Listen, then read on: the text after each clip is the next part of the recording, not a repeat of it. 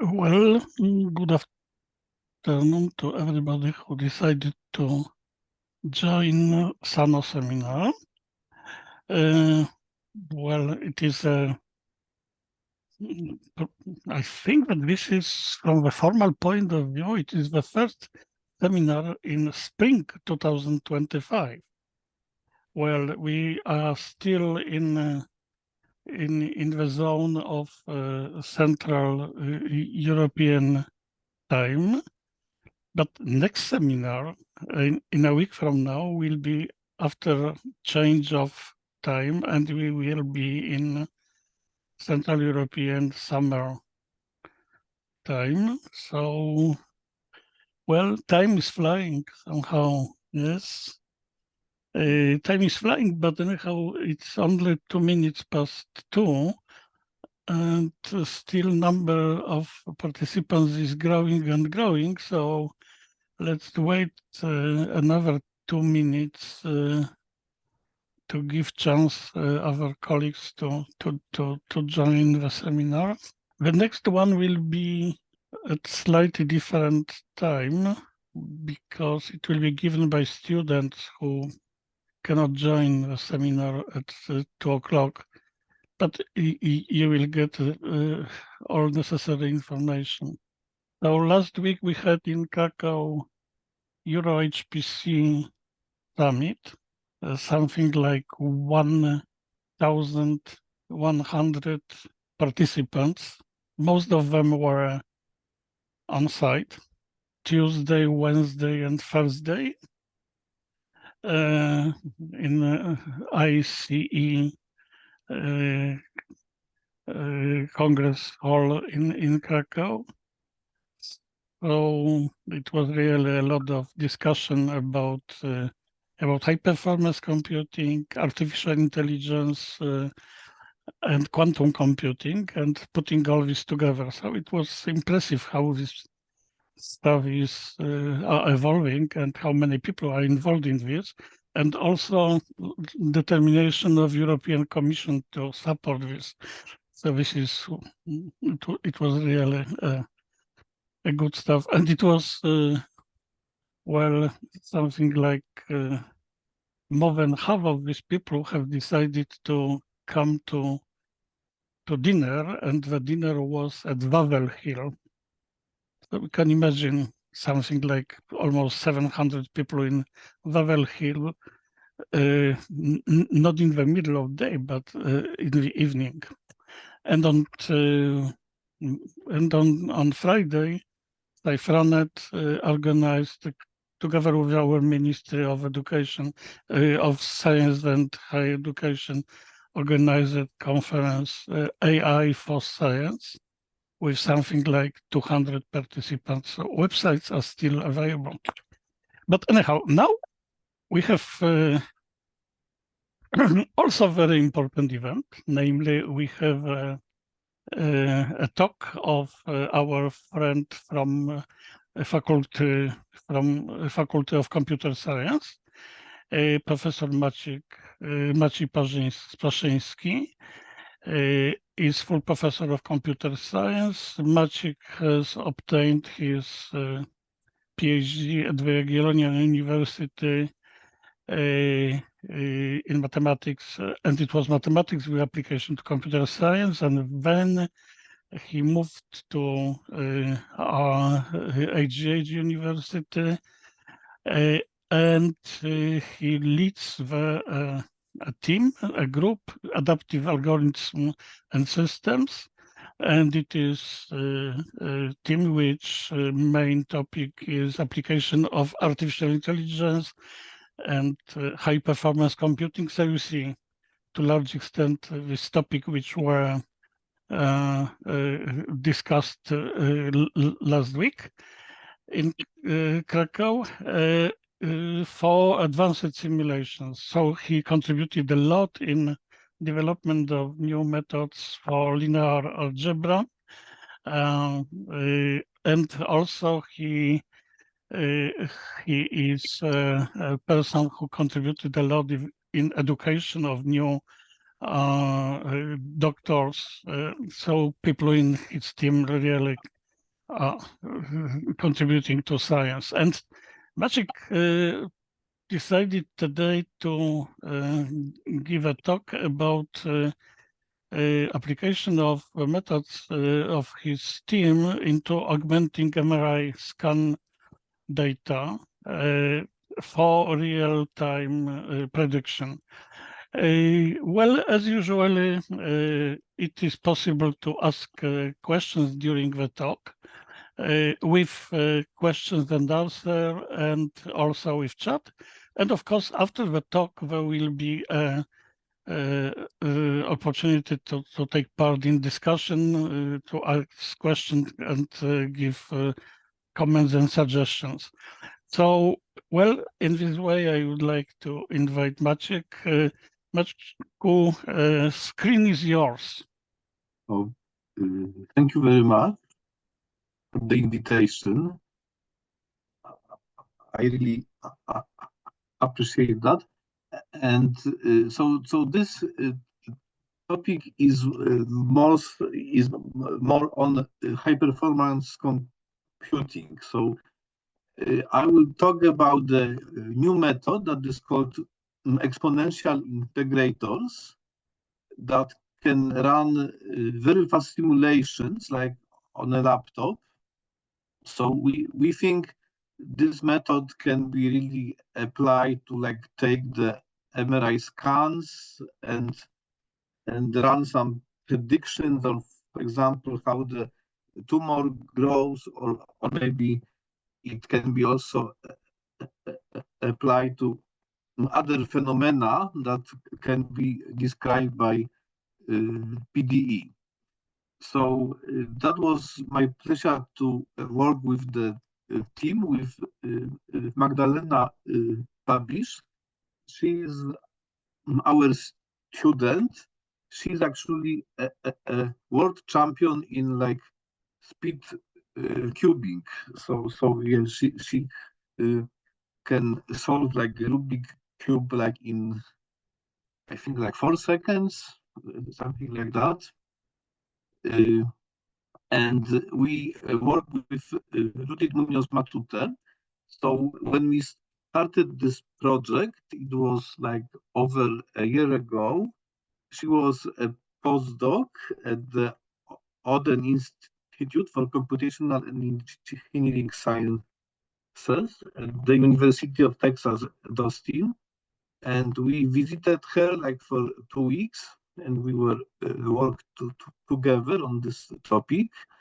And then like a year ago, she like moved back to Spain. She's originally from Spain, so now she's in the Basque Center for Applied Mathematics, and she is now on the maternal leave. And she takes it very seriously. She even don't answer emails. So okay, so that's the team.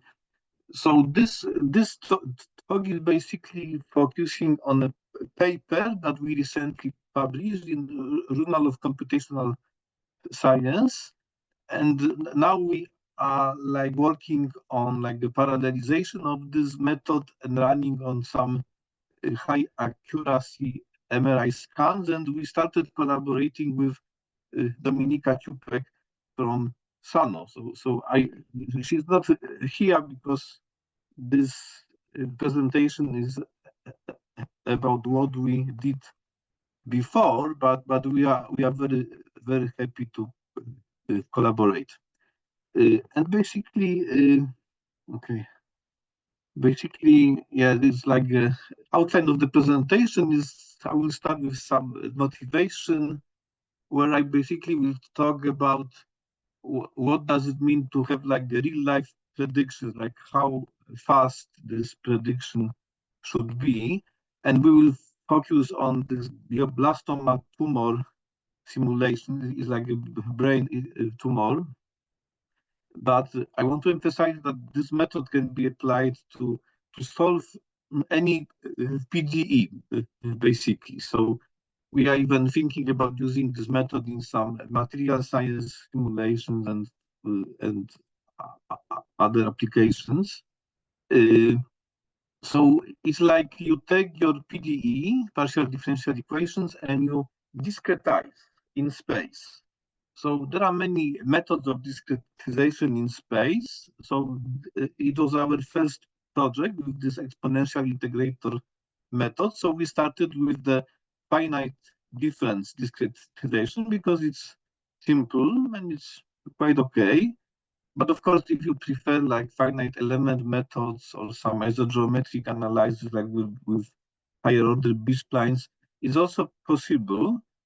So basically the input for this method is like the discrete equation with a matrix after the discretization. But the properties of this method, how fast it will work, it depends on the kind of discretization. So what we've done now is for finite difference method. And of course, we can run it on a MRI scans of the human head in this example. So in this presentation, these results are basically some, like I have like 40 slices of brain. Actually is my brain. So it's like some MRI scan that I did like, I don't know, like maybe 15 years ago. I don't remember, maybe 10 years ago.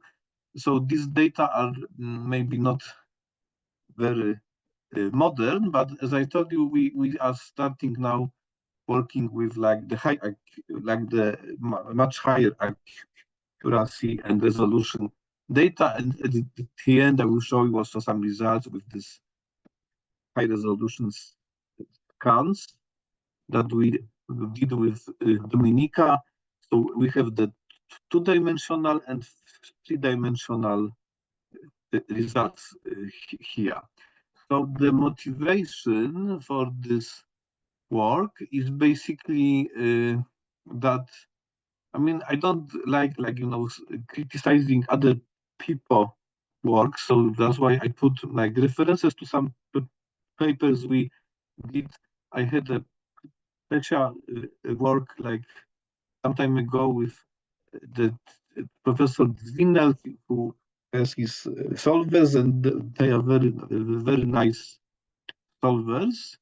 So if you compare to like finite difference simulator, like the three-dimensional tumor growth solvers, we can solve, I mean, these solvers, finite difference solvers, using like some explicit method, they can solve like 250 cube stencil like in 3 hours, 100 time steps on one GPU.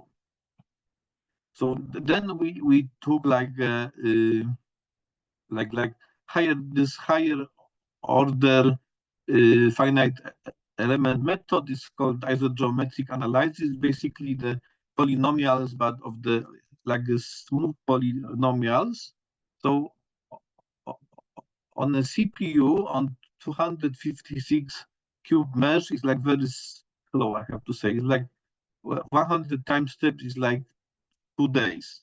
So this is not definitely a real-time prediction. No, if you take like a two GPUs, like from like Cifronet, it is like half an hour. But you need like a server with like two servers, or I don't know, maybe it was one server with 2 GPUs. So it's like that. So this method that we propose here, we describe here is the reference to this job paper that we recently published.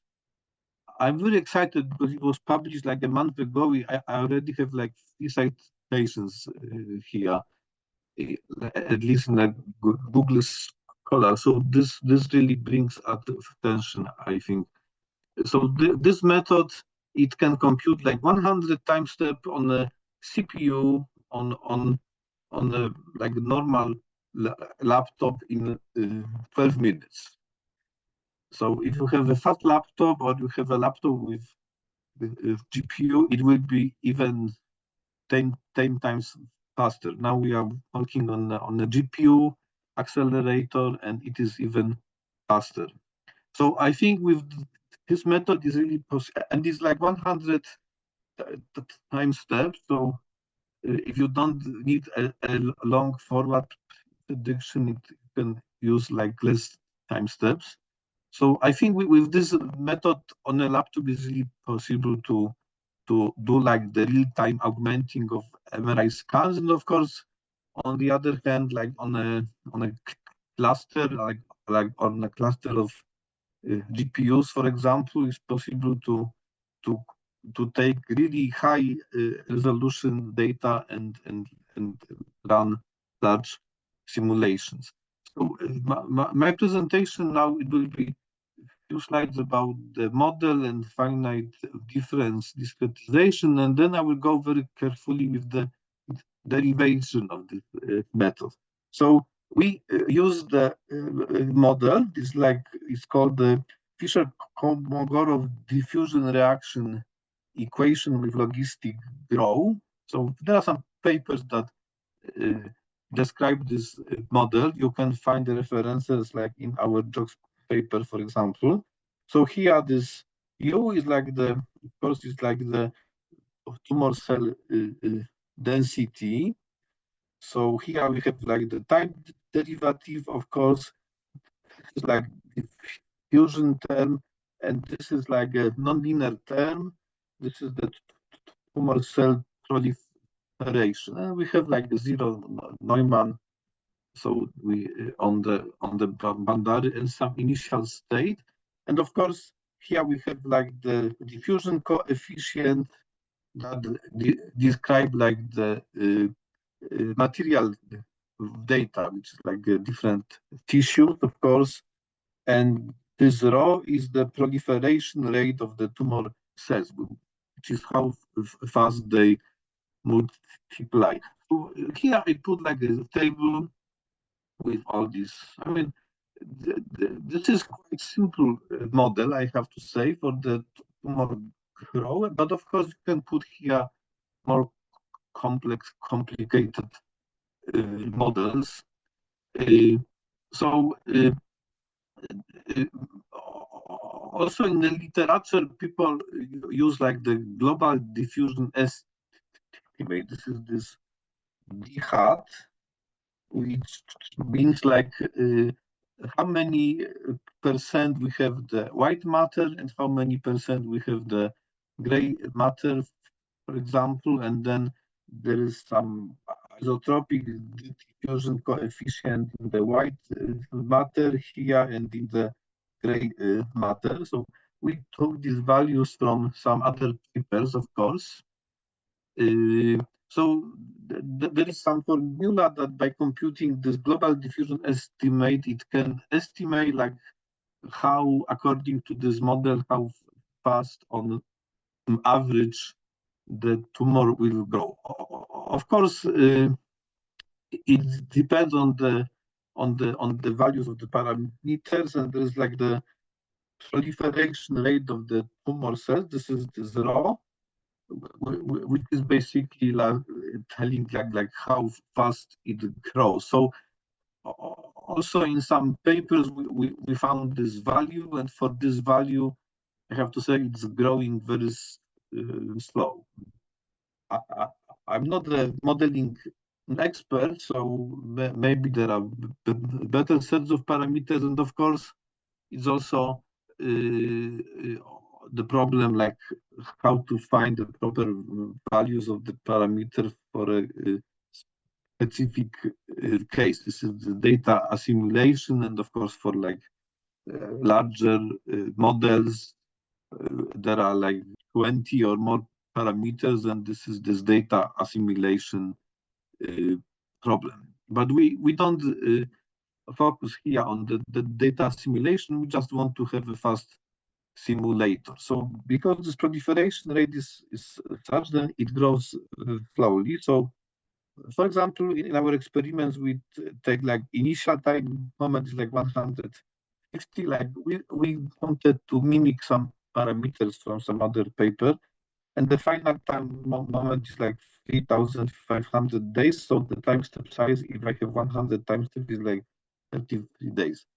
If it is supposed to grow faster, then we need to increase this proliferation rate of the tumor cells. This is all I want to say about these parameters. And I emphasize that the goal of this paper is to develop, of this work is to develop a fast simulator. So of course, yeah, this is basically what I already told you. Like for the white matter and for gray matter, we have different diffusion values. For the L outside the head, of course, it is 0.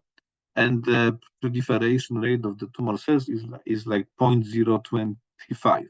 Okay, and then this is about this global diffusion coefficient, d hat, that is a proportion between the white and gray matter. Like what are the values and what are the percentage, and modeling the tumor cell dynamics by this kind of PDE, like this Kolmogorov diffusion reaction equation with logistic it results with a traveling wave, like how fast the tumor progresses, with like 2 square root of this global diffusion times the proliferation rate.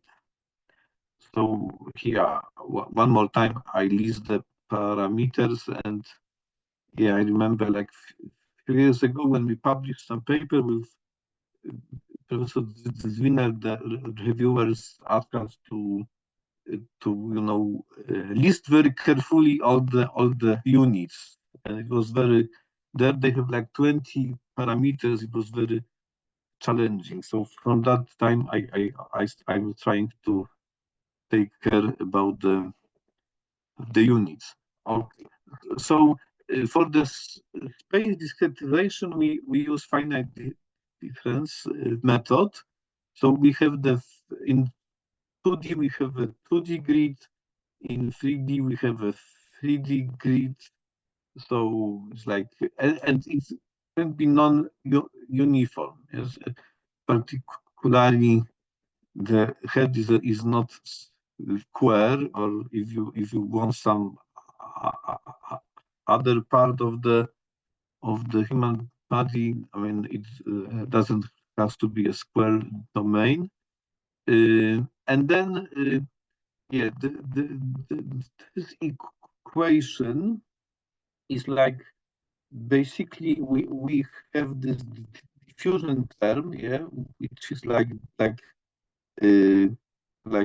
this.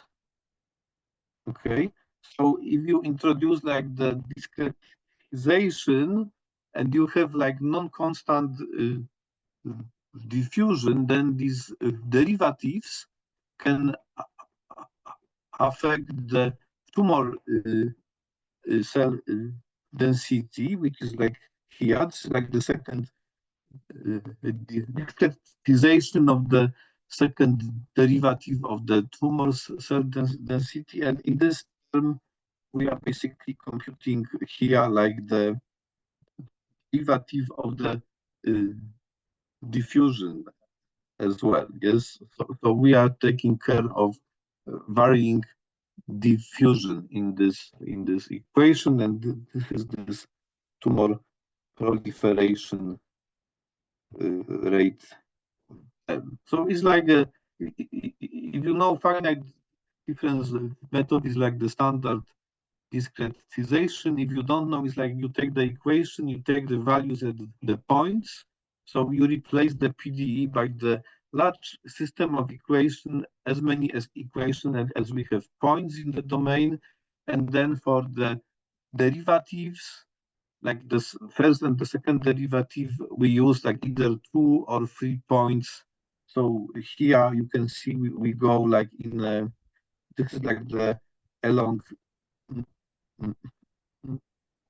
X, because we are affecting the first coordinate along Y, of course, and Z and so on. So X squared here is because we have the second derivative, and H square here is because we have two derivatives, first order derivatives here. Okay. Maciej, excuse me. Why you have decided to use finite differences that, for example, finite elements here? It was a natural choice, or it was just Because it's because it's like simple. Yeah, it's our first attempt, and yeah, I mean, in actually the MRI scan data, you have like the point values. Yes, so I understand it is yes. I mean, I could take finite elements, but then you have to compute integrals, okay, over this domain, which is okay, but then you have to deal with the integration. Like each entry in the matrix require integration along the support of the basis function. It's okay. I mean, we can try that in the next attempt. Yes, because it could maybe it would result in less computational steps. Yes, so it's more let's say complex, but less computational steps. But anyhow, I mean, honestly, finite difference method, in my opinion, is faster because if you have integrals in finite element methods, you have to use Gaussian quadratures. So usually, I mean, if you take same number of basis functions like in points in finite difference method, then to compute the integrals, you need like more than 1 point per integral. I mean, yeah, you have to use like the Gaussian quadrature or something else. So usually generation of the matrix is more expensive, I think, in a finite yes, you are right. method. But people say, I mean, I think like the finite element method was developed in like in the West, you know, and the finite difference method like in the East, you know, historically. So there are some advantages and disadvantages of both approaches. Up to some extent, I think if you use like a linear polynomial and some quadratures, they are even like equivalent. So, okay. Yes. So then this, I mean, all this discretization gives you this matrix here. All these derivatives, they like, you know, fit magically in this matrix, and also you have this right hand side term, and it's like the time derivative. So here I think I have this, yeah, I computed exactly from this finite difference calculation how the entries of the matrix will look.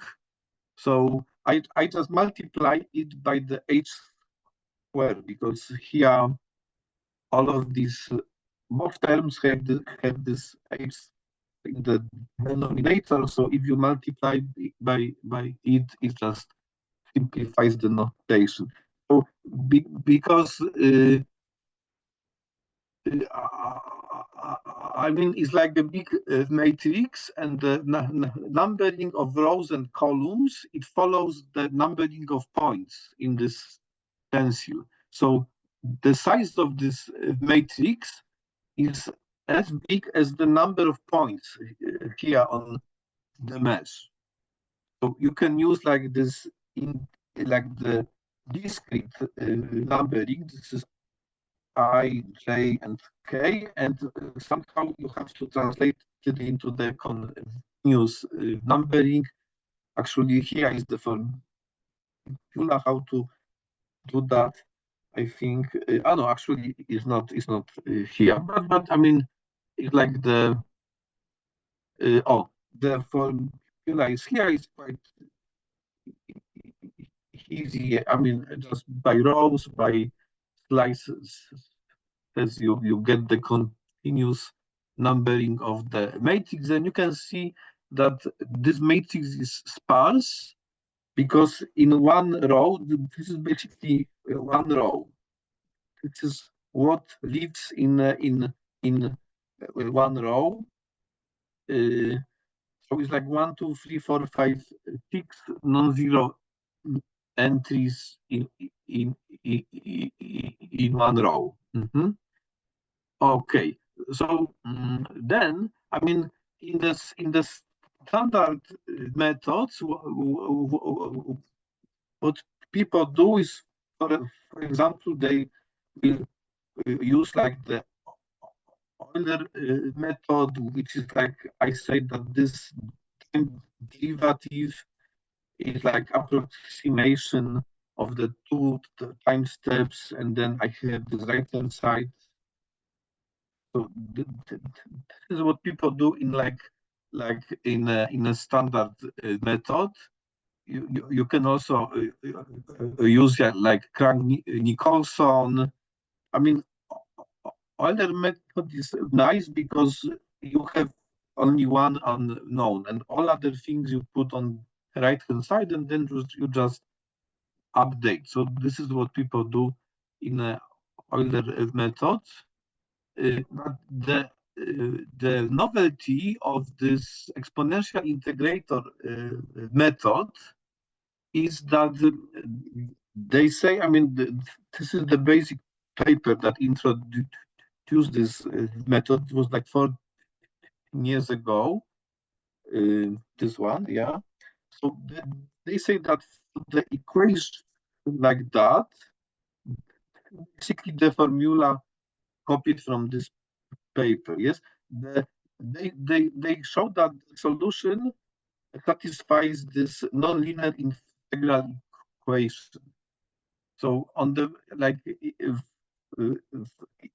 yeah, I lost one bracket here.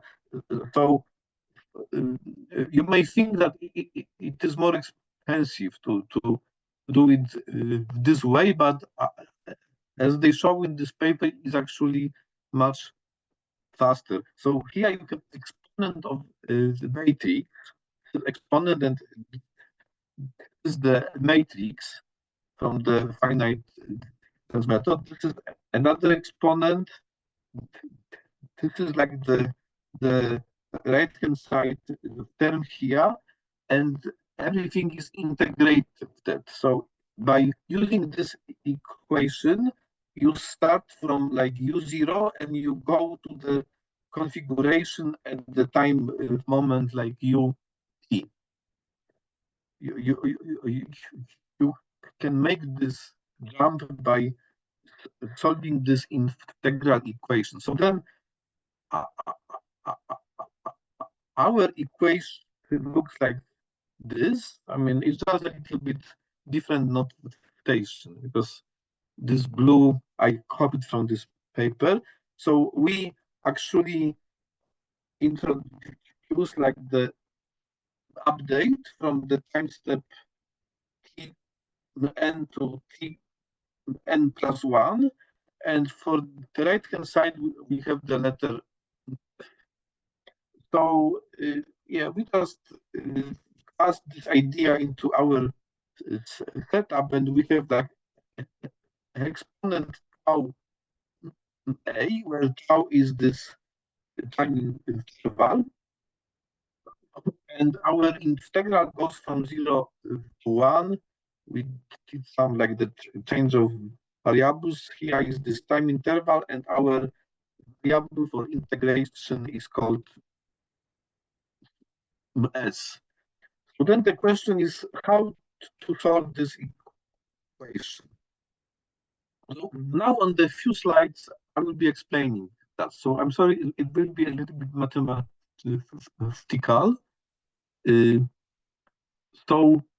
First of all, we have the right-hand side here. The right-hand side is like, yeah, this is this term. Yes, it comes from right hand side, and we approximate the right hand side by the value at the previous time moment. So we for this derivation that I'm presenting you, we do like in the Euler method. If you remember the Euler method, I'm just replacing my time derivative by the discrete approximation, but then the question is what to do with the right hand side, and in particular with the forcing term. So I'm evaluating my forcing term in the previous time moment. So this is, of course, a simplification. And yes, it is possible to do it like in Crank-Nicolson or in some other methods, but then the derivation will be a little bit different. So because this term has been replaced by this value of u in the previous time step, it no longer has this variable that is my integration variable. So I can take it out before the integral, okay? And then we compute this integral. Yeah, by looking at some formulas like how to compute integral with the exponent and matrices, you will find this formula. And here we use the property that exponent of 0 is the identity matrix.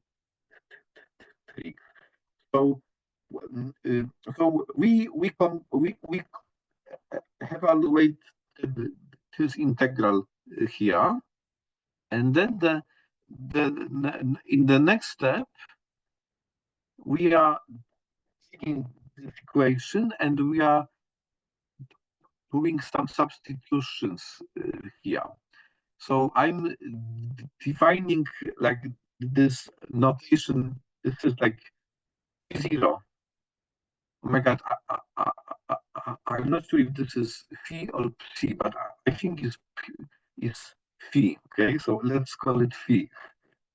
So this is phi 0 and this is phi 1. So phi 0 is the exponent of tau times the matrix, and phi 1 is defined like this. Oh, I'm sorry. Let me check. Oh my God, I need to connect my laptop. Okay. So phi 1 is like this, and then we yeah. I mean from this equation you can also find the relation between phi 0 and phi 1, and we just substitute now.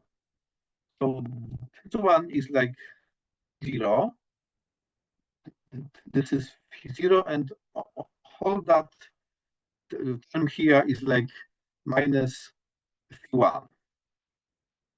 So we just substitute. Here's just some notation.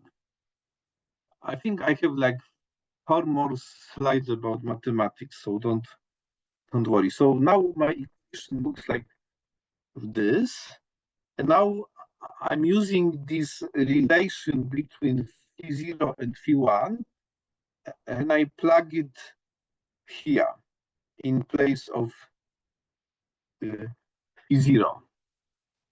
So this is what I plugged here. And then we perform some simplification. So basically, I rename some terms with exponent and this tau times the matrix by phi 0 and phi 1. Okay. So why I did that? Because in this paper that introduced this method, they say that we can compute compute this phi1. So they say so here is like the arbitrary phi L. It follows like from the kind of Taylor expansion, some fancy version of the Taylor expansion. So you can compute it by this series, okay? But actually, in our method, I'm just coming back one slide. This, I don't need this one. I need the action of this matrix on a vector. This vector. So that means that we, instead of computing the exponential itself, we will compute the action of the exponential on a vector b, and this vector b is our like right hand side. Okay, and then one last step in the derivation. So they have, these guys, they have this theorem. How to explain that? That basically you plug your matrix here. So I have to say that when I took Magda, this Habish, and we visited this Judith Munoz Matute in Austin. So she was explaining that to us like for a few days. I mean, how this method works, and so it's not trivial. So I'm trying to like show you some summary. So what I'm saying is there is a way to derive a formulation that can be like as computed very fast at the end, and we are almost there. So here I'm just augmenting my matrix. So I put this is like my finite difference matrix. Here I'm adding the omega, which is like my vector from the right hand side is here, and here I have 0. Here I have also like a vector of 2 rows and one and the long column, and it has like zeros. And here I have just 0, 0, 0, 0, and 1. So this is my matrix B. And then they proved in this paper that if you compute the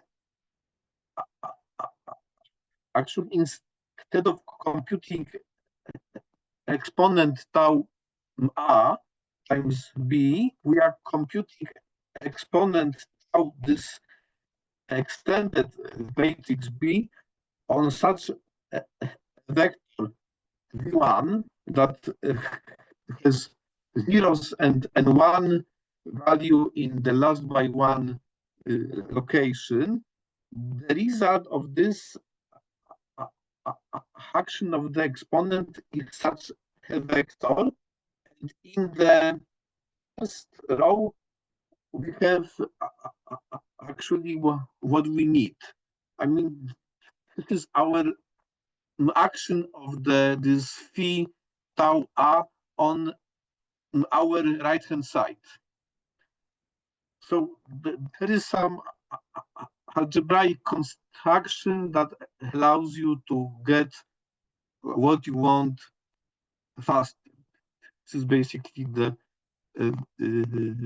message here. So now the question is how to compute this action of this exponent tau b on this vector v1. So they say that due to the stability issue, it is necessary to plug here some like the small number and I mean 1 over s times s. So it is like repeated s times. It's like repeated s times. And for this matrix, it is possible to prove that this Taylor expansion is like finite. I mean, you only need to compute some finite number of the components. And how many of them? It depends on the properties of your matrix, of the matrix A. So Judith, she checked and told us that for this finite difference discretization, it will work nicely. So of course, now the question is, if I want to apply this method like for the finite element discretization, like how many terms will I need here to approximate well this exponent? And so far I don't know that, but for the finite difference method is working very, very nicely. So these terms here, this is like our matrix, multiplied by some numbers, and it has a power of j, and j is from 0 to this number of components that depends on the properties of the matrix. This is the last slide of this mathematical derivation. And basically here Magda came and she said that actually the way how they compute that is this summation and multiplication. It can be expressed by the multinomial theorem. So this is our new contribution to this method. And so here are some multinomial like coefficients, and this is the product of this matrix to some power. So from that, I mean, for your method to work, instead of solving a system of equations, you need to compute this summation. And here I have like some matrix times vector. So it at the end is like summation of the matrix multiplied by some vector. I don't need to solve system. I don't need to invert matrix. I just need to multiply matrix by some vector. That's all. So that's why it is faster, because we have replaced like solving of the system of linear equation by multiplication of matrix by vector, and doing this like many times, because it's like the, let's say, PKB. So this is like the power of the matrix times vector. So yeah, but of course it's like PK minus 1 times PB, and it is already a vector. And you have to multiply by some coefficients. So this is the mathematics behind that, and it can be derived for any discretization, and it can be derived for like different way of treatment of the right hand side. So here is like for the Euler method, but it can be also for different approximations, like the higher order approximation. And I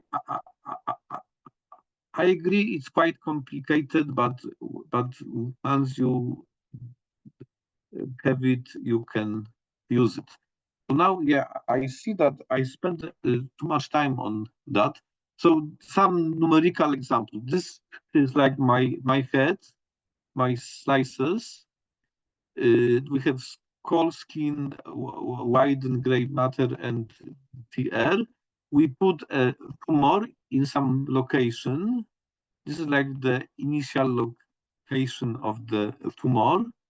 And then we run the simulation with these values of the coefficients for the white matter and gray matter. So they are based on the intensity of the pixels in the MRI scan. And we run like 100 time step on a laptop with like a 2.92 gigahertz processor. So 100 time steps for this two-dimensional problem, it takes less than 6 seconds. So if you have like two-dimensional simulation, you can do it like really like real time. It's like super nice. So this is the snapshot from the simulation. Of course, how fast it progresses, it depends mostly on this tumor proliferation rate coefficient. So this is the simulation that takes like 6 seconds on the laptop. And then we compare the result in the sense that we computed this global diffusion coefficient, which is like the proportion how much white and gray matter we have in the brain, and we get this tumor growth velocity. So from the estimate they have in the literature, it should be 0.048, and we get 0.051, which is quite good. Actually, it's very, very good in my opinion. And then we repeated the experiments in 3D. So yeah, some three-dimensional results, and it is 100 time step is less than 12 minutes on a laptop using single core. So this version is like fully sequential. And I have to say we are working now on a GPU, and it will be multiple times faster, even on a laptop. So it's very nice. So here we have some snapshots. This is like the sagittal and coronal view.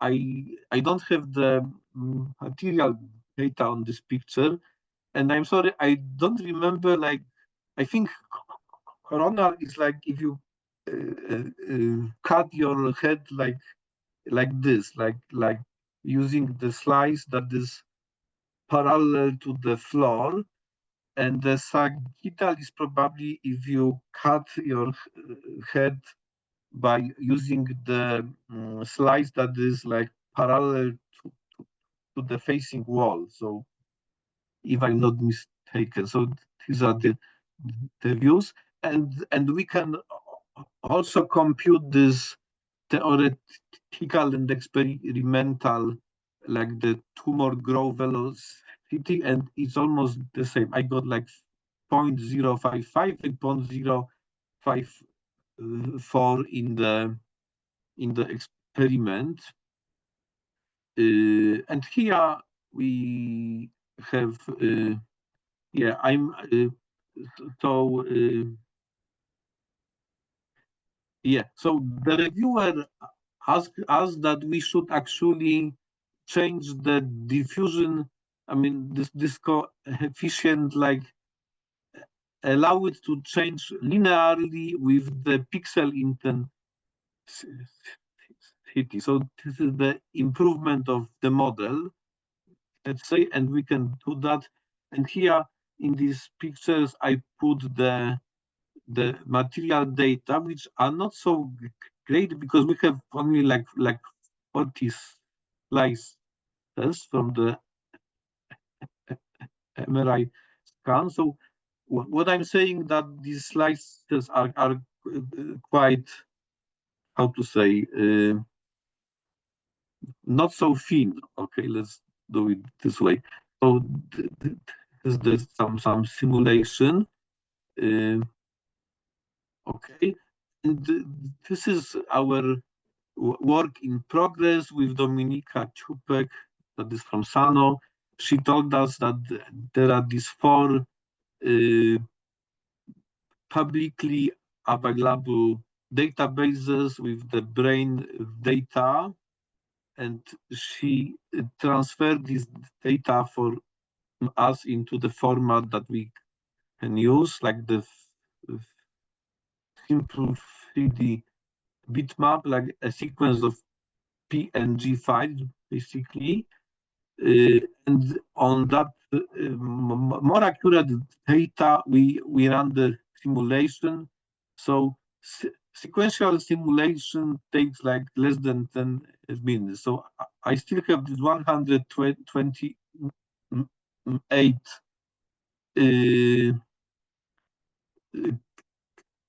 cube, the mesh size, like the finite difference mesh size, but now we have 194 slices of data from the MRI scan, and each slice has 248 times 256 pixels. Why I can only do 128? Because otherwise we are running out of memory. I only have 64 gigabytes. Yeah, and I have to compute these matrix powers and matrix vector multiplications, and this is it. So basically, what I want to summarize is that I think that with this method you can augment the MRI scan data with like real-time predictions of, for example, tumor growth, but other PDEs are also possible. And we are more than happy to help you with derivation of the formulations for the sake of some papers, for example. And yeah, we can also try like some higher order time integration schemes and other discretizations. Although you need a good mathematician to derive the formulation, it allows for very fast predictions. So this paper was the summary of the JOCS. I mean, this presentation was the summary of the JOCS paper, and the future work will be numerical experiments with large MRI scan data with Dominika Ciupek, parallelization on GPU. So here Maciej Paszynski is our expert on parallelization, and he make it like 10 times faster now.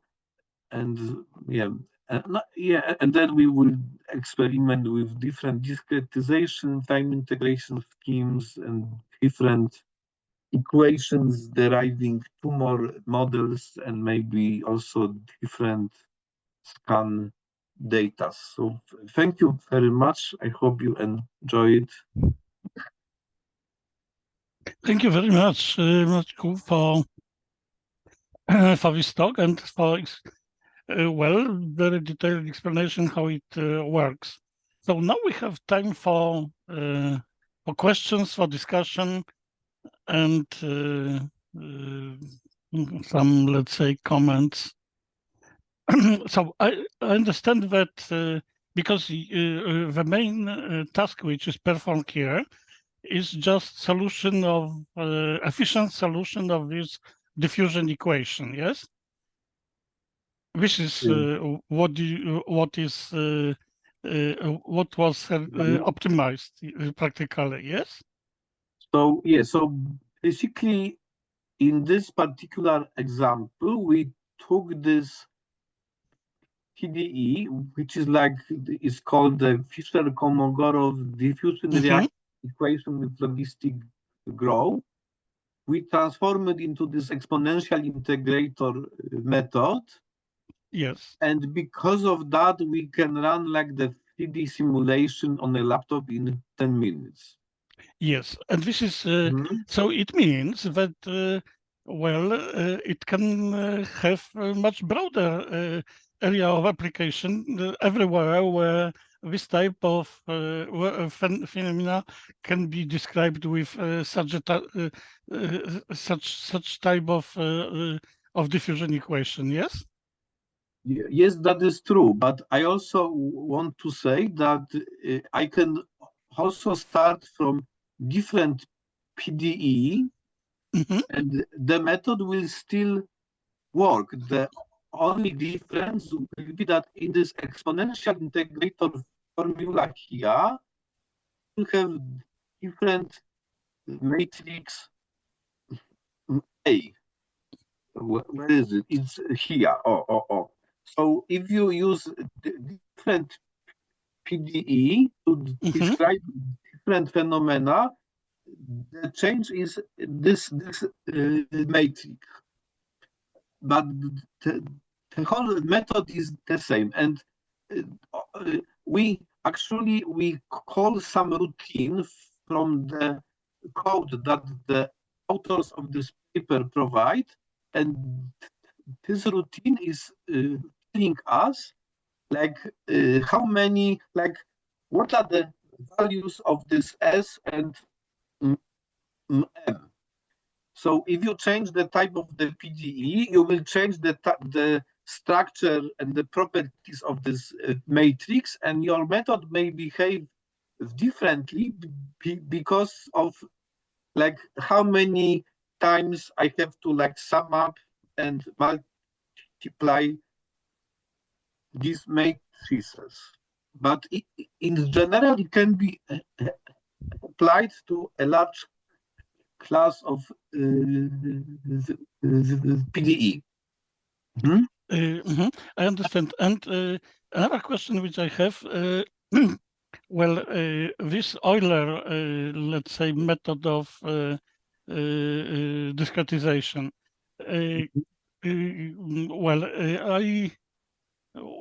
I'm not expert in this, and it's a long time when I used this in some simulations, but I was warned about stability problem with Euler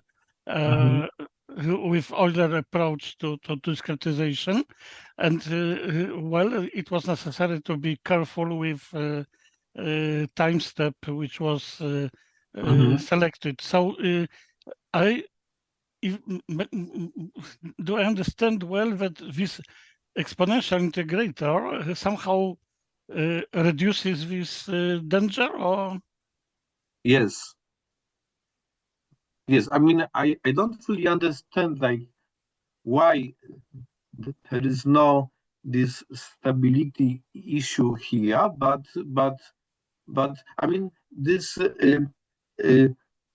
in the derivation of this integral equation, I'm here I'm replacing this right hand side term by the value of f in a previous time step. So this is just to have the first order approximation, but so you are losing some accuracy, but this method does not explode. But if you want to have a better accuracy, you need to use the better approximation of the right hand side term here. Well, okay. Now we have in the queue at least two colleagues from Sano. Namely, we have Jamal. Jamal, please go on with your question. You can, Jamal. What happened?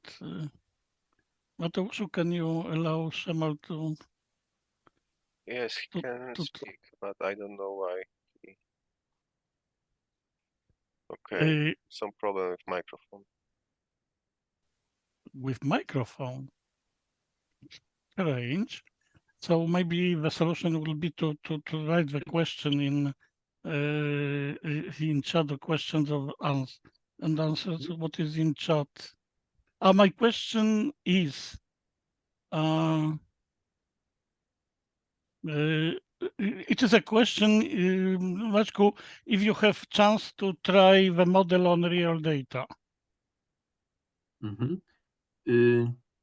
So this is the question which yes, I understand. So the question is like, if I have some MRI scan data of the real tumor, fortunately, I don't have, and it will be very interesting for us to try that. So I think that that maybe it's another opportunity to collaborate with people from another team of Sano, where Jamal is part of his team. So, well, yes, of course. And okay, and now we have in queue we have Wiesław. Wiesław, please go on. Okay, hello. Can you hear me? Yes. Okay, fantastic. First, there's a comment about the slides, because you show the only single image of the actual image of the brain. Your talk is about MRI, but you show not MRI, you show CT, computed tomography. Okay. So are you dealing with MRI or are you dealing with CT? Okay, that's a good question. And so, you know, from my point of view, it's just the bitmap with pixels. It is either 2D or 3D. Okay, so yeah, maybe I should like rethink the K2.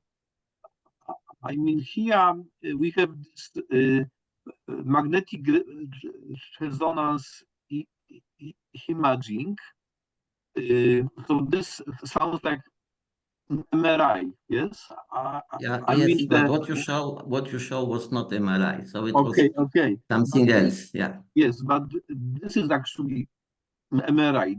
These are the new results that we are going to use in this paper about the parallelization with Dominika. But I mean, what I'm saying from my point of view is like, it's either 2D bitmap or the 3D bitmap, and how I get this data is actually not relevant. Okay, it's only how to map this data, these pixels, into the white and gray matter. This is only important. Okay, so talking about white and gray matter, yeah, you assume that the diffusion coefficient for white matter is 10 times bigger than that for the gray matter, so it makes sense. But why your results infiltrate cerebrospinal fluid, so tumor doesn't go to the liquid? So how can you explain it? So does it mean that the method is not correct? Well, I mean, so this is CT, yeah. Yeah, this is the. This was CT, yeah. And yeah. I think it was one of the next slides. This is okay. Yeah, I don't know. Oh, this is okay. This is these two slides on the left. It infiltrates the CSF, so of course it's not correct. Yeah. I think it's not like this. This remains like black. I mean, if the question how we map the intensity of the pixels into material data. So in this fluid, the coefficient should be 0. So then the tumor will not grow. But I mean, is the question and of course, it's very important. I fully agree with you. And we have to like discuss this with specialists. But from my point of view, it's just like what kind of efficient, yes, I have here. This G, for example, yes. So how to map this pixels intensity data into this coefficient? This is my problem. Yes. Yes, and this is very difficult and very important, of course. In fact, my general question is, why do you think that this problem is important from a clinical point of view? Because I want to get like the correct simulation for a given patient. Yes, so I mean, I'm just an expert on fast solving PDEs, but my intuition tells me that to get a correct prediction for a given patient, I need to map correctly his brain scan data into my model parameters. And yeah, what I'm trying to say, I believe that you are halfway, because what probably is very critical is to determine what is intracranial pressure, which of course is growing when the tumor grows. Yeah. So maybe for a clinician, the size of tumor is not so critical, rather what it infiltrates. On the other hand, predicting what will be the change or increase of the intracranial pressure is critical, because of course, if the tumor is too big, it will cause stroke. So if you extend your modeling not only with the tumor, but with the surrounding parenchyma, it might have a great importance from a clinical point of view. So thank you very much. And if you know some better model, you can tell us, and we will be more than happy to run better simulations, okay, on better model. I don't know a better model, rather I am looking what's going on the clinical side, and of course, so far clinicians are not using this kind of models. As usual, the main problem is in validation, because if we on the research side will be able to validate, definitely we'll be able to convince them that what we propose, it has a clinical value.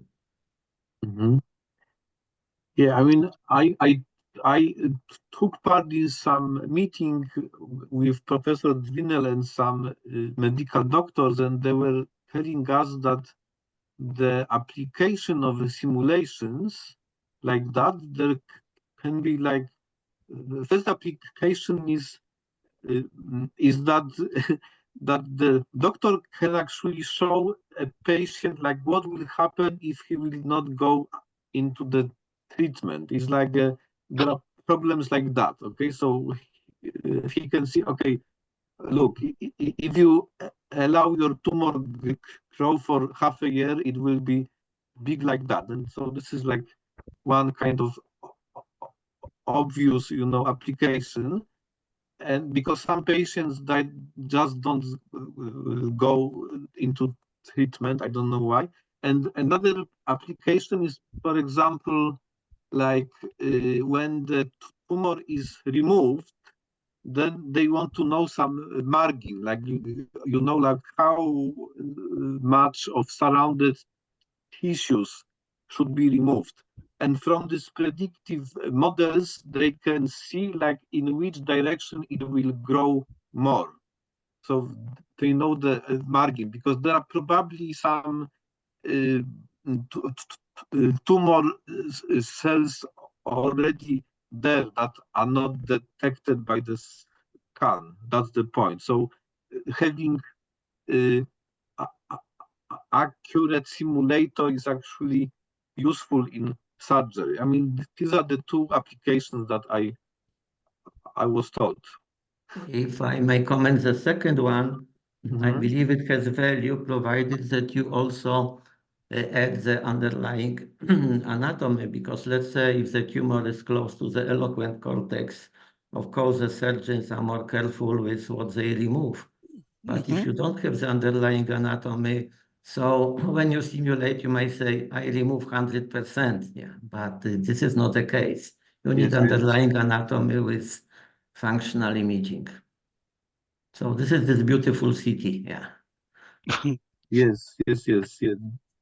This is my brain actually. Okay, so you are saying that it's very important to have this data incorporated into some system that is modeling the anatomy of the head, and then we know like where we are and what is going on. Yeah, Thank because you so much. you know, if you are looking from point of view of the tumor is growing and can causing the stroke, then of course location is not so important because the whole brain is full of blood vessels. If you are talking from point of view what to remove and how accurately, you need the underlying anatomy with function, because if you are close to the eloquent cortex or visual cortex, of course, the surgeon should decide how much to remove versus to preserve some functions versus maybe be less aggressive and sustain some function for the patient. But anyway, mathematically, of course, it's elegant. I cannot add more. So good luck to Thank further you. work, because it's very, I think it's very important and very novel. Yeah. Thank you very much. Thank you. Thank you, Wiesław. Well, we have almost reached the time devoted for seminar, and I don't know if Jamal has another question, because I see his hand up, or it was just this one question. It seems that it was the only one question. Maciej, many thanks for giving this talk. Well, I hope that it will be a kind of opportunity not only to collaboration, not only with Dominika. Thank you very much. Thank you, Jamal and Wiesław, for taking part in discussion. Thank you all for being with us. And in a week from now, we will meet as an exemption. We will meet at 12 o'clock. It will be in practice from our today's point of view. It will be 11 o'clock, because we will make enter into new, let's say, time zone. It will be Central European summertime, and we will have talk by three contributors, Barbara Wojtarowicz and Kasper Jurek, who are Master of Science students at Faculty of Computer Science and HGH, and Jean Falcorze, who is from Sano, and it will be on the use of quantum technologies in network neuroscience. So see you in a week from now at 12 o'clock. Thank you very much. And bye. Thank you. Bye-bye.